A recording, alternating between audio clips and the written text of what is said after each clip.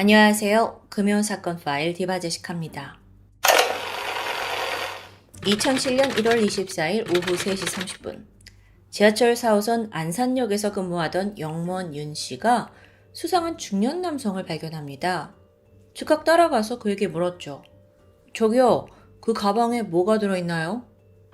이 남자가 커다란 여행용 가방을 들고 낑낑거리면서 계단을 내려오고 있었던 거예요. 이게 뭐가 수상하냐 싶은데 딱 포착된 수상한 장면이 있었죠. 가방에서 뚝뚝 떨어지는 붉은 액체. 심지어 이 흔적은 그 남성이 걸어온 바닥을 따라 길게 남아 있습니다. 해당 남성이 영무원의 질문에 태연하게 대답했습니다. 이거요? 이거 돼지고기 40kg예요. 수상합니다. 그래서 영무원은 눈으로 확인을 좀 하고 싶었고 가방을 열어봐 달라고 요청해요. 남자가 주섬주섬 가방을 탁 여는데 보니까 불투명한 비닐에 쌓여있는 뭔가가 있습니다. 고깃 덩어리 같기도 하고요. 아니 근데 아무리 그래도 이렇게 핏물이 떨어지는 가방을 가지고 지하철에 탈 순 없잖아요. 그래서 영무원이 못 들어간다 제지를 하고 결국 남성은 가방을 끌고 다시 개찰구 쪽으로 몸을 돌렸습니다. 그런데 그로부터 30분 후 영내를 순찰하던 또 다른 영무원 최 씨가 이번에는 남자 화장실 장애인 칸에서 버려진 여행용 가방을 발견합니다. 이 가방 낯이 익어요. 자세히 보니까 30분 전에 출입을 제지당한 바로 그 가방입니다. 영무원 최 씨 또한 이 CCTV로 아까 그 소동을 좀 지켜보고 있었거든요. 그러니까 금방 알아봤고요. 근데 지금 이 순간에도 가방에서는 검붉은 액체가 새어나오고 있거든요. 이거 너무 기분 나쁩니다. 최 씨는 결국 가방을 열어서 안을 좀 깊숙이 뒤적였고 너무도 끔찍한 것이 손에 닿았죠. 그건 바로 여성의 잘려나간 몸통과 양팔이었습니다. 몸통은 여성용 상의 3벌로 쌓여서 종량제 봉투에 담겨 있었고요. 양팔, 이 2개의 토막은 이불로 감싸져 있었어요. 절단 면에서 피가 흐르고 있었는데 이게 정말 끔찍합니다. 사체를 토막낸 지 얼마 지나지 않았다는 뜻이죠. 이 가방 안에 머리와 다리는 없었고 또 신원을 감추려는 듯 양팔은 있지만 손목은 잘려 있습니다. 이게 한낮에 안산역 화장실에서 발견된 겁니다. 신고를 받고 출동한 단원경찰서 수사팀은 먼저 사체의 상태를 살폈습니다. 검안 결과 시신의 목 좌우측 절단면에 쏠린 듯한 상처가 형성되어 있었어요. 그러니까 목이 졸려서 사망했을 가능성을 말하죠. 몸통에서는 특별한 상처가 발견되진 않았지만 사실 지금 이 사체만으로 정확한 사인을 추정할 수는 없습니다. 토막 시신이 담겨있던 그 가방도 살펴보는데 바퀴가 파손되어 있더라고요. 범인이 한참 동안 가방을 질질 끌고 다니다가 이렇게 된 것 같아요. 그 과정에서 바닥에 핏물이 새면서 묻어 나왔고요. 하지만 바퀴 외에는 손상된 부분이 없고요. 또 가방 상표, 손잡이 부분 비닐은 아직 뜯지도 않았습니다. 이건 남성이 살인을 한 뒤 사체를 토막내고 이 시신을 담은 가방까지 구입하는데 그리 오랜 시간이 걸리지 않았다라는 점을 시사하고 있습니다. 이후 시신의 신원을 파악하기 위해 국과수에서 좀 더 정밀한 부검을 진행합니다. 몸통과 팔 길이로 대략적인 신장을 추정하니까 164에서 173cm가량의 성인 여성, 또한 정액 반응 검사 결과 성범죄를 당한 건 아닌 걸로 판단이 됐습니다.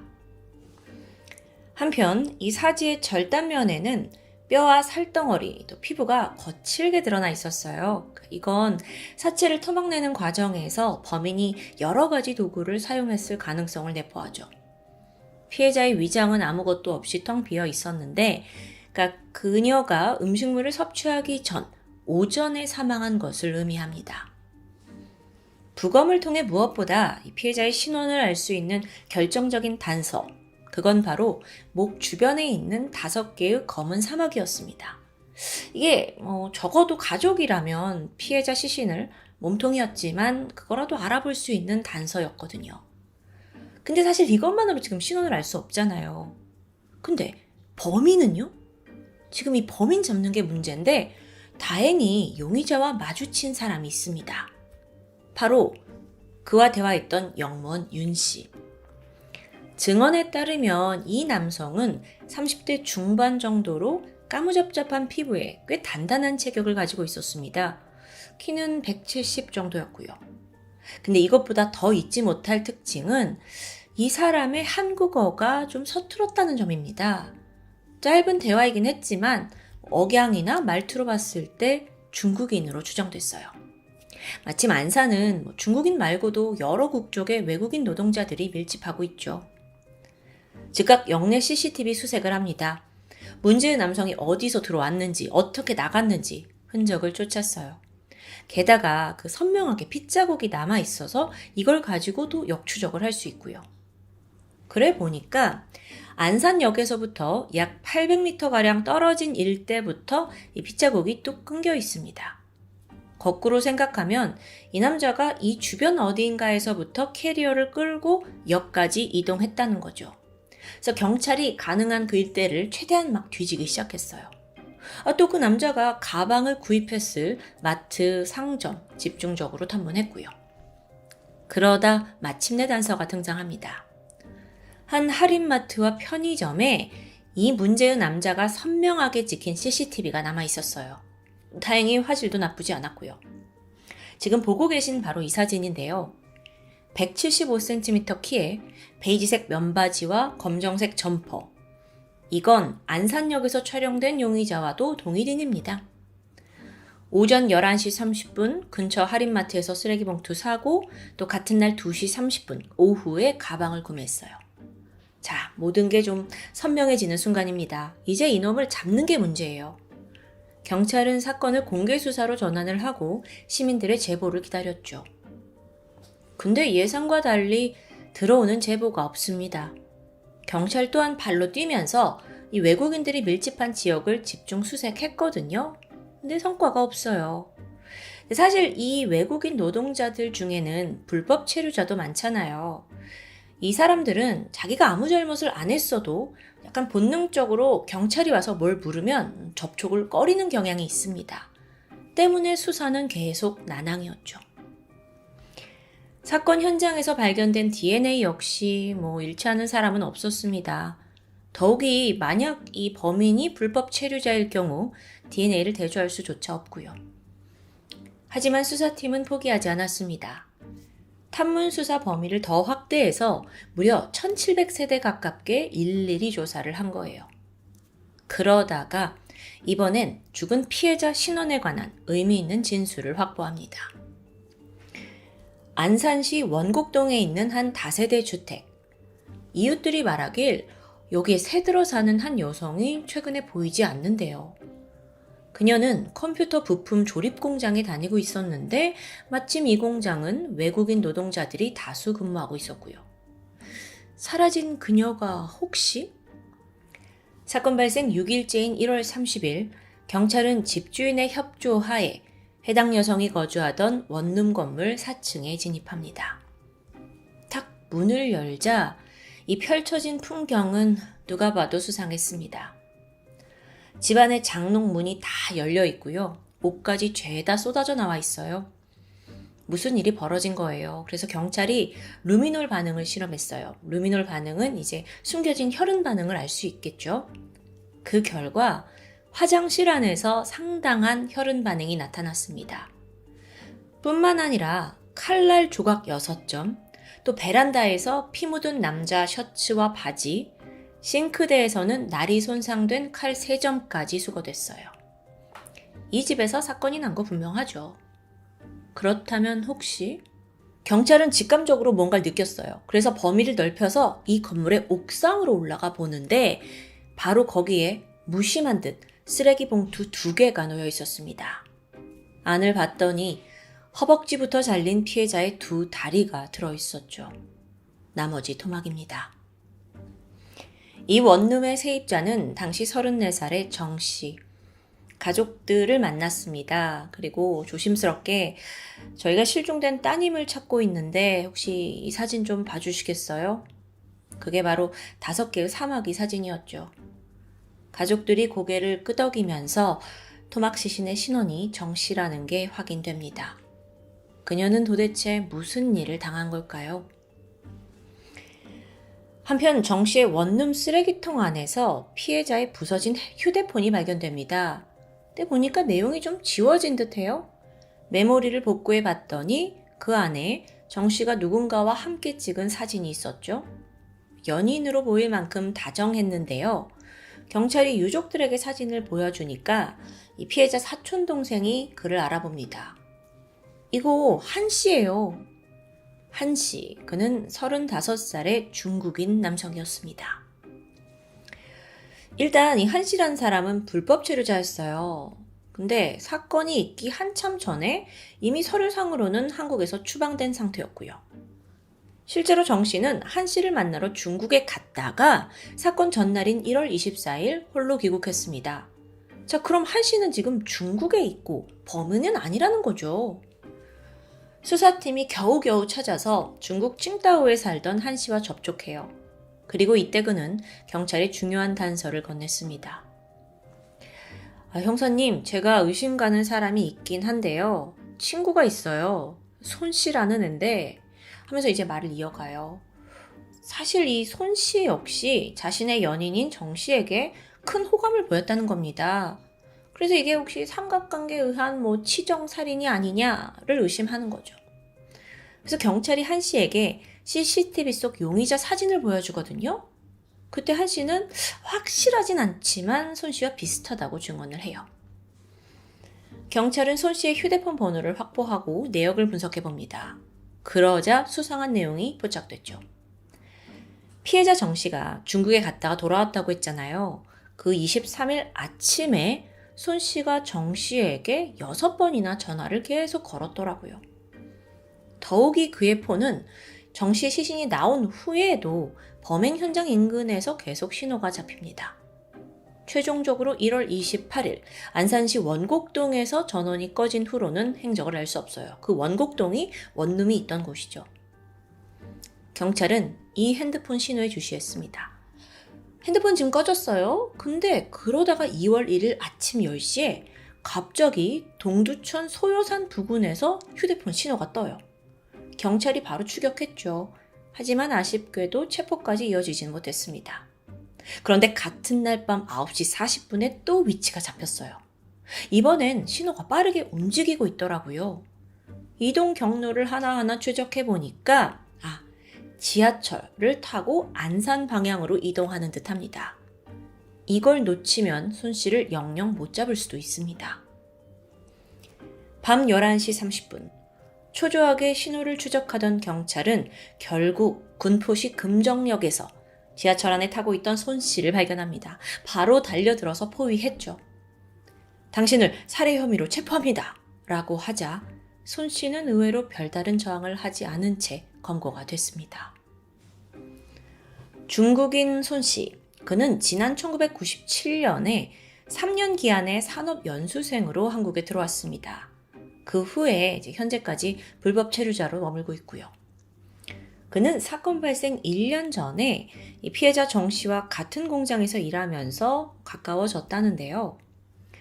사실 이 피해자 정 씨가 굉장히 활달하고 또 부침성이 좋았던 여성이에요. 직원들 사이에서 인기도 많았죠. 하지만 그녀에겐 당시 6년 넘게 교제를 잘하고 있는 중국인 한 씨가 있었는데 그러다 어느 날 이 한 씨가 강제 출국을 당해요. 중국으로 돌아갈 수밖에 없었죠. 이때 손 씨가 틈을 노리게 됩니다. 적극적으로 자기 마음을 표현해요. 근데 여기에 정 씨가 딱히 싫은 내색을 하지 않았대요. 그렇게 내연 관계를 유지했고요. 물론 이 마지막 부분은 손 씨의 주장입니다. 사건 당일인 1월 24일 아침 9시 손 씨가 일찌감치 정 씨의 원룸을 찾았습니다. 그때 막 전화를 6번 걸었고요. 전날에 중국에 갔다가 정 씨가 돌아왔다라는 소식을 들었는데 그 당시 손 씨는 아니 중국에 왜 가? 너 이제 나랑 사귀는 거 아니야? 근데 전 남친 한 씨를 만나러 중국에 갔다는 게 이해가 되지 않는 거예요. 그래서 이걸 따지려고 오자마자 찾아갔고요. 그런데 원룸에 들어가 보니 뜻밖의 상황이 펼쳐져 있었다고 합니다. 정 씨가 또 다른 남자와 함께 있는 겁니다. 험악한 분위기가 이어졌죠. 두 사람 간의 몸싸움을 했고 그 남자는 손 씨에게 폭행을 당한 후 황급히 원룸을 떠났습니다. 근데 여러분, 이것 또한 손 씨의 주장이에요. 왜냐면 경찰이 이 폭행을 당했다는, 원룸에 있었다는 남자를 막 수소문했거든요. 근데 끝까지 찾아내질 못해요. 그러니까 이건 손 씨가 지어낼 이야기일 가능성이 크다는 거죠. 한편 이후 그는 이 정 씨의 원룸에 남아서 중국 술 3병을 막 들이켰어요. 만취한 상태로 정 씨한테 야, 너는 도대체 몇 명한테 지금 양다리를 걸친 거냐? 라고 막 말다툼을 했죠. 그런데요, 여기서 좀 잠깐만요. 이게 좀 황당한 게 손 씨라는 사람 있잖아요. 정작 자기는 중국에 아내랑 자식까지 있거든요. 똥 묻은 개가 겨 묻은 개 나무란다고 꼴값이죠. 그렇게 말다툼을 하다가 두 사람 사이의 분위기가 더 험악하게 흘러갑니다. 격분한 손 씨가 둔기를 들더니 그대로 정 씨의 머리를 내리친 거예요. 그녀는 거기서 사망했고요. 이후 범인은 인근에서 여행용 가방과 쓰레기 봉투를 구매한 후 원룸에 있던 흉기로 시신을 토막냅니다. 아니, 이게 너무 자기가 좋아했던 여성한테 정말 갑자기 벌어진 일이라는 게 저는 좀 믿기가 힘들어요. 그리고 이 손 씨가 너무 많은 거짓말을 해서 이 진술이 과연 맞는가?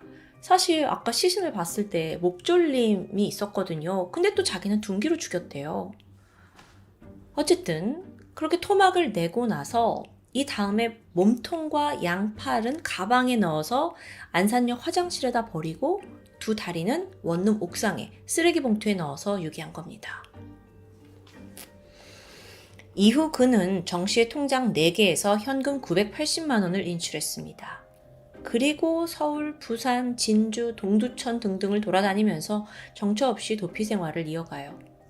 아니, 근데 그러다가 또 문득 경찰이 지금 나를 어느 정도 쫓고 있는가 동태가 궁금해졌습니다. 그래서 그 야밤에 안산으로 지하철 타고 잠시 들어왔다가 위치 추적으로 꼬리가 잡힌 거예요. 저는 도피를 하다가 안산으로 다시 돌아왔다. 이 심리도 좀 궁금한데요. 어쨌든 이 사람 좀 알 수가 없는 사람이에요. 근데 여기서 지금 한 가지 놓친 게 있죠. 잘린 양 손과 머리가 아직 발견이 안 됐잖아요.